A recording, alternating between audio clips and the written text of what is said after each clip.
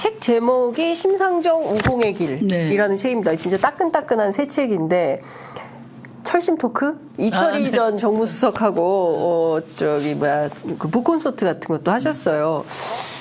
왜 이 책을 좀 이 시점에 내야 되겠다라고 결심하셨습니까? 그러니까 이제 총선 앞두고 네. 또 양당 정치를 극복하자. 네. 또 뭐 중도 또는 제3지대 신당이 주목을 네. 받고 있잖아요. 예.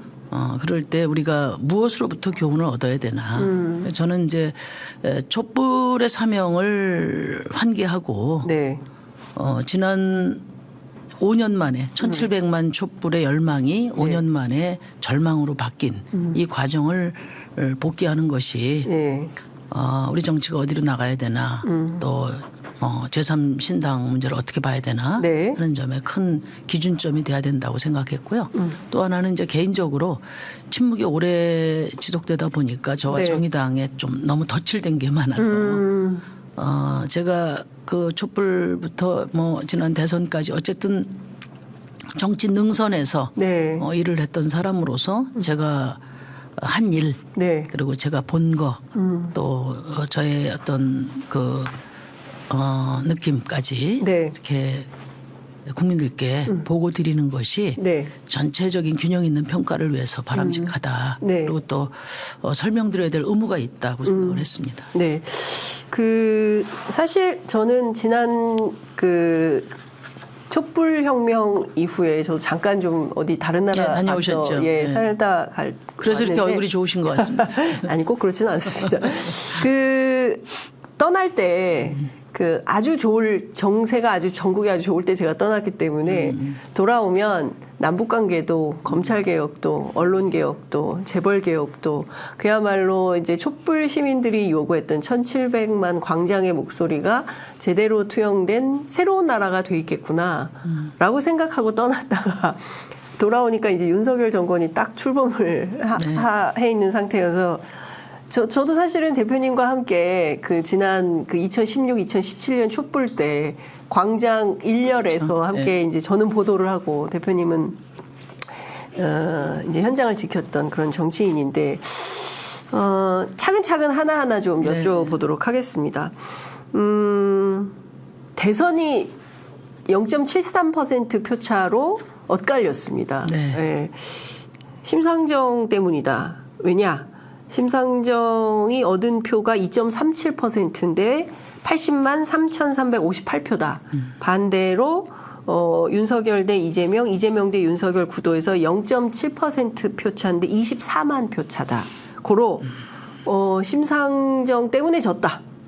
단일화를 했으면 이겼을 텐데 이 지적은 어떻게 받아들이십니까? 그러니까 이제 뭐 지난 대선은 이재명 후보의 패배이기도 하지만 또 심상정의 패배이기도 하거든요.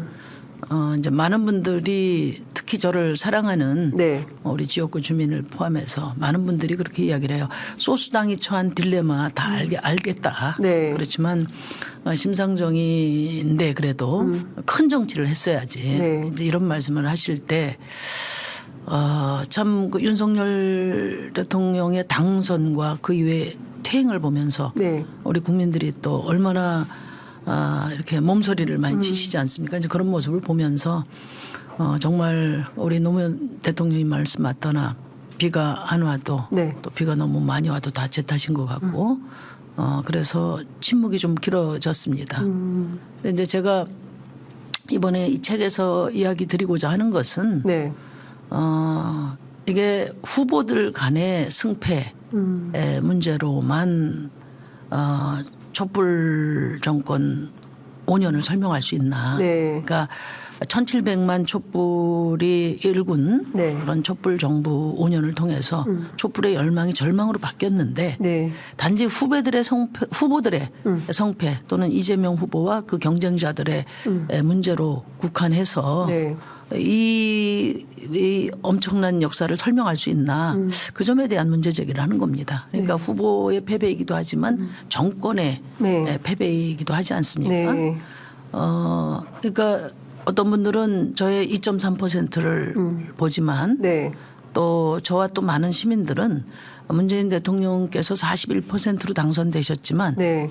1년 넘게 80%의 지지를 유지하셨던 것을 기억을 하는 거죠. 그 80%의 지지가 또 이재명 후보에게 30% 빠진 상태로 반영이 된 이제 이런 것도 우리가 짚어봐야 되고 또 하나는 이제 어쨌든 윤석열 대통령은 문재인 정부에서 발탁됐던 사람 아닙니까? 네. 문재인 정부가 어떻게 보면 만든 후보와 민주당의 후보 이재명이 대결하는 이런 말도 안 되는 상황이 이제 계속 지속되면서 그러니까 정치가 맥락을 잃어버린 것 같습니다. 오로지 서로 그 어떤 갈등과 또 극단적인 어떤 대결로 치닫고 있기 때문에 저는 어쨌든 우리 1,700만 촛불이 열어낸 대한민국의 어떤 미래 희망 이것이 절망으로 바뀐 과정에 대해서 문재인 정부와 또 민주당이 좀 설명이 필요하다. 이게 생략되니까 많은 것이 그 자리를 잡지 못하고 있는 거 아닌가. 그런 취지에서 이 책을 쓰게 된 거죠. 그러니까 뭐 저희가 이제 복기를 해보면 과거부터 그러니까 늘 백선본 때부터 이런 얘기는 있었던 것 같아요. 합쳐야지 어떻게든 한 표라도 합쳐서 민주대 반민주 구도로 민주진영의 승리를 위해서 복무해야지 자꾸 자기들끼리 갈라져서 따로 하려고 하냐. 그러니까 2.3%라는 수준은 늘 있었던 것인데 이것이 패배의 책임으로 가는 것에 대한 어떤 가혹함 이런 걸 좀 느끼셨던 겁니까? 뭐 그 점도 많이 느끼고 있죠. 아마 오늘도 댓글창에 많이들 이제 그 지적을 하실 거라고 보는데 뭐 거의 대선 이후 지금까지 뭐 사실 어마어마한 댓글에 이렇게 시달려 왔거든요. 그렇지만 뭐 또 그런 문제 제기도 국민의 선택을 받는 공직자의 입장에서 다 감당해야 될 하나의 평가라고 지금까지 생각은 해왔습니다. 그러나 우리가 미래로 나가기 위해서 촛불의 사명은 반드시 복귀돼야 된다. 이런 문제인식이 컸고요. 제가 촛불 정부가 가장 잘못한 일이라고 생각하는 것이 연합 정치를 외면한 것이라고 생각합니다. 사실 박근혜 탄핵이라고 하는 하나의 역사죠. 헌정사에 처음 있는 일이었는데 이런 일이 가능했던 것은 어떤 한 정파나 정당의 힘으로 가능하지 않았습니다. 설사 더불어민주당이 200석이 된다 하더라도 그게 가능하기 어렵다고 봅니다. 그때 뭐 저희 정의당부터 시작해서 이제 이런 진보, 개혁, 중도, 그 다음에 개혁 보수까지 새누리당에 60여 명까지 다 포함해서 78% 거의 80%의 어떤 지지를 얻어서 이 역사가 이루어진 거거든요. 그러니까 우리가 그 점을 이해할 필요가 있다고 생각해요. 그리고 문재인 대통령은 41%로 당선되셨는데 촛불 시민들 그 탄핵을 일궈냈던 진보부터 시작해서 개혁 보수는 계속 문재인 대통령한테 지지를 보내. 그게 80%거든요. 그러면 그 41%와 80% 사이에 그 40%는 어떤 의미에서 보면 문재인 대통령이나 민주당에 대한 지지로만 볼 수는 없다. 그러니까 우리 국민들도 그걸 연합 정치라고 이름 붙이지는 못했지만 새로운 경험을 한 거죠. 아, 우리 1,700만이 이렇게 모이니까 정의의 길로 정치권을 몰고 갈 수 있었구나. 이렇게 초당적으로 협력해서 역사를 바꿀 수 있게 했구나. 이런 어떤 경험에 충만해 계셨다고 생각하거든요. 그래서 이런 그 촛불 연대를 잘 문재인 대통령이 실현해서 정말 한국 사회를 한 단계 그 다시는 뒷걸음치지 않는 한 단계 진전을 이루었으면 하는 게 촛불 시민의 마음이었어요.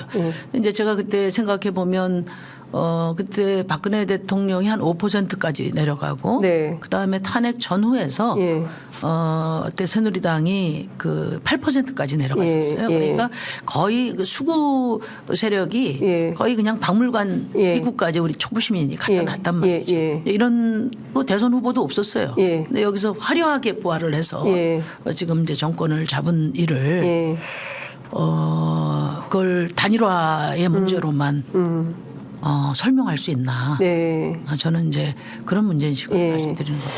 여기서부터 얘기를 좀 해보겠습니다.